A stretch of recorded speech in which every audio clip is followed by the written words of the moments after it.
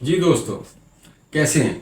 ہم بات کر رہے تھے پہلے پارٹ میں، ہم نے بات کی ہے بلاول صاحب جو سفارتی محاذ پر امریکہ اور یورپ کے دورے پر گئے ہوئے ہیں، اور بھارت کے لیے بھارت کو سفارتی محاذ پر کتنا ٹف ٹائم دے سکتے ہیں یا کتنا نہیں دے سکتے ہیں، پاکستان کی پورٹلی میں کیا کیا کچھ ہے ان پر بات کی تھی۔ اس میں ہم نے پاکستان کی اخلاقی حیثیت کے حوالے سے بات کی ہے، اور پھر پاور ٹرائی اینگل جو انٹرنیشنل ریلیشنز میں ہوتی ہیں اس پہ بات کی ہے کہ اس میں اکانومی اور ٹیکنالوجی میں پاکستان بہت کمزور ہے، بھارت کے مقابلے میں یہ تینوں آپشن نہیں ہیں پاکستان کے پاس۔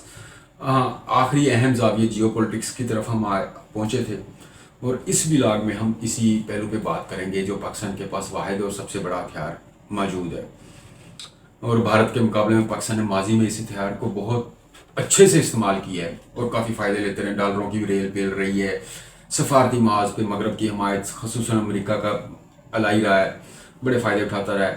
انٹرنیشنل ریلیشنز میں بھارت پر برتری رہی بھی ہے ماضی میں، اور اب مستقبل میں بھی اس حالیہ تنازع میں اگر ہمیں کوئی امید ہے اور جو ظاہر کی جا رہی ہے وہ یہی ہے کہ انٹرنیشنل ریلیشنز میں خاص طور پر امریکہ کے ساتھ معاملات میں ہمیں اپنی جیو پولیٹیکل حیثیت جو ہے اس سے ہم فائدہ اٹھا سکتے ہیں، اپنی جو خطے میں ہماری اسٹریٹجک حیثیت ہے۔ دراصل پاکستان کی اسٹریٹجک حیثیت ماضی میں بھی امریکہ کے لیے بہت اہم رہی ہے، خاص طور پر افغان جہاد، طالبان کے خلاف جنگ وغیرہ میں۔ پھر پاکستانی فوج کو غیر نیٹو فوجی اتحادی جیسا اہم ترین درجہ بھی ہمیشہ سے حاصل رہا ہے، اور اسی وجہ سے امریکہ پاکستان کو سفارتی اور ڈالروں کی شکل میں بہت بڑی مدد بھی فراہم کرتا رہا ہے، بڑی ڈالروں کی ریل پیل رہی ہے۔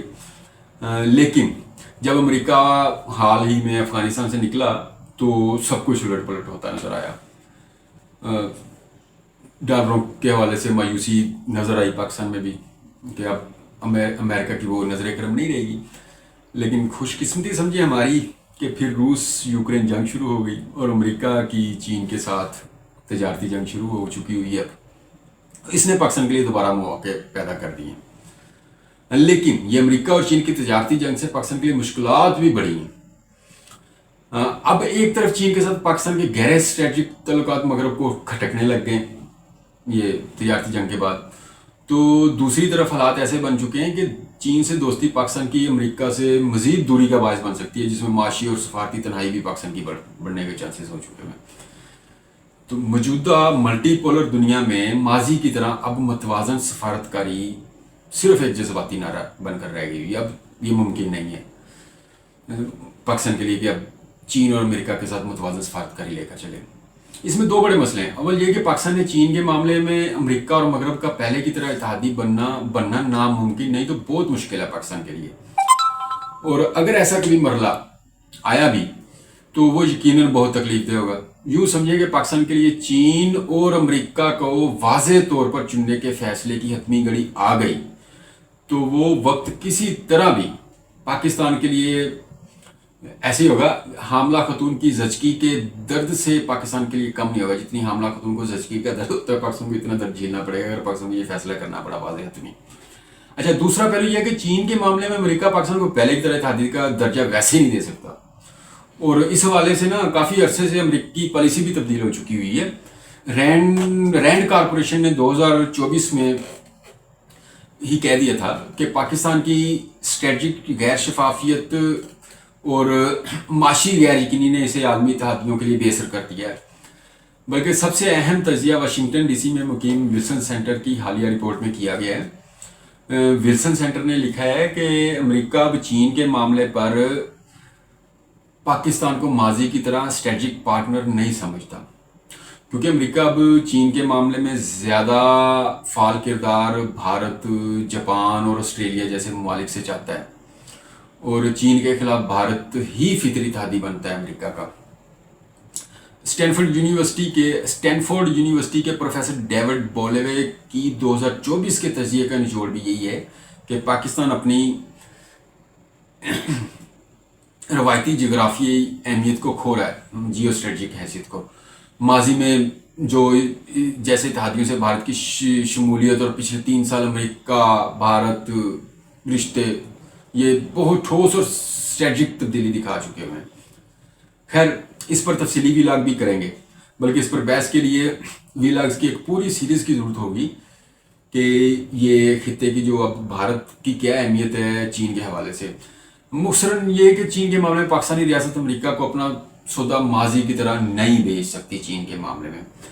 लेकिन बहरहाल पाकिस्तान की जोग्राफियाई पोजीशन और पाक आर्मी के मजबूत ढांचे और फिर एटमी कुव्वत होने की वजह से भी किसी ना किसी हद तक पाकिस्तान के पास अब भी स्ट्रेटजिक हवाले से बारगेनिंग की मजबूत पोजीशन मौजूद है, और किसी ना किसी हद तक अब भी हमारे पास हमारी अहमियत मौजूद है खित्ते में भी और दुनिया में भी।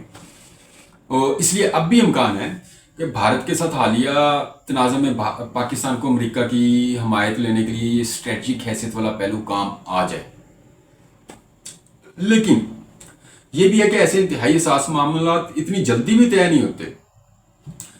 देखते हैं कि पाकिस्तान ये सौदा बेचकर सारी कमजोरियों को ताकत में बदल पाता है या नहीं, अपनी सारी कमजोरियां जो इसकी माशी और इखलाकी हैं।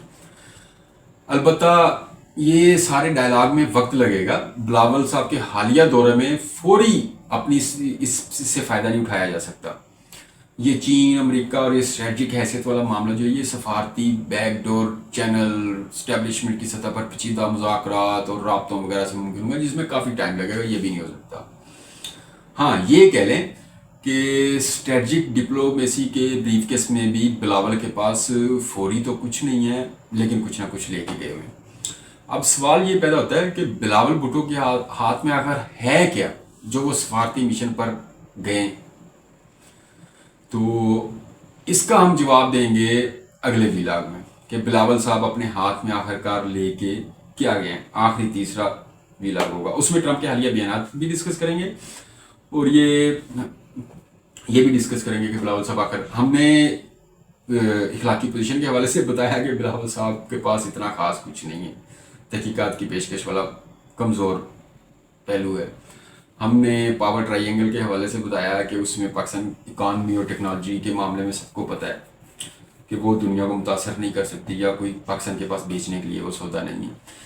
स्ट्रेटजिक हैसियत के हवाले से पाकिस्तान के पास कुछ बल्कि बहुत कुछ मौजूद है, लेकिन वो फौरी फ़ायदा नहीं हो सकता कि बिलावल साहब अभी उससे फ़ायदा उठा सकें इस हालिया अपने मिशन के दौरान। अब आखिर में आखिरी सवाल जो बनता है वो ये बनता है कि बिलावल साहब आखिर फिर क्या लेके गए, क्या पेश करेंगे। ये हम अगले व्लॉग में बताते हैं कि बिलावल साहब क्या पेश करेंगे और क्या लेके गए हैं, बिलावल साहब कैसे किस उम्मीद पे गए, और अपनी ब्रीफकेस से कौन सी ऐसी चीज़ निकालेंगे कि जिससे वो ये सफारती रेस में शशि थरूर से आगे निकल सकें, भारतीय वक्त से आगे निकल सकें और कामयाब लौटें। ये हम अगली व्लॉग में बताएंगे। और हाँ, सबसे अहम कि ट्रंप के हालिया बयानात वो भी सारे सिनेरियो को बहुत गंभीर बना रहे हैं, उस पर भी बात करेंगे। ट्रंप ने जो अपने बयानात दिए हैं इंडिया और पाकिस्तान की जंग के हवाले से और उसके बाद, उस पर भी अगले व्लॉग में बात करेंगे। अगर आपको मेरे किसी नुक्ते से किसी बात से इख्तलाफ है तो उस अपनी राय से आगाह कीजिएगा, और अगर इत्तेफाक है तो फिर भी फीडबैक दीजिएगा। किन नुकात से किन बुनियादों पर इख्तलाफ है ये लाजमी लिखिएगा ताकि मैं भी कुछ समझ सकूं। बाकी लिंक्स डिस्क्रिप्शन में मौजूद है जिनके मैंने हवाले दिए हैं पॉलिसी इदारों के।